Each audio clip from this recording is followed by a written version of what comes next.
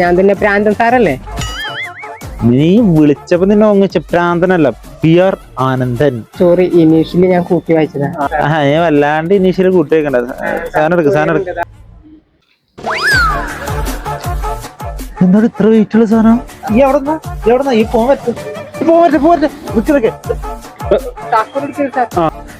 പോവാൻ വരട്ടെ. ഞങ്ങള് കൊറിയർ മാത്രമാണ്, കമ്പനി വേറെയാണ്. അതുണ്ടല്ലേ, നീയാണ് എനിക്ക് കൊണ്ടുതന്നത്. ഇതെന്താ സാധനം എന്ന് അറിയണ്ട. ഞാൻ ഇത്ര കട്ടിങ്ങാനുള്ളതല്ലേ.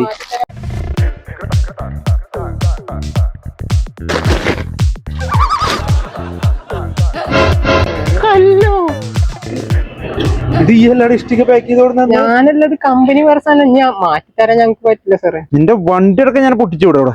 പറടാ എന്റെ സാധനം ഇടറാ. എന്താ ചെയ്യാ സാറേ? എന്താ ഓർഡർ ചെയ്ത്? ഇൻസ്റ്റാന്ന് കണ്ട 1 രൂപയ്ക്ക് ഒരു ഹെഡ്സെറ്റ്, ബ്ലൂടൂത്ത്. യെസ്.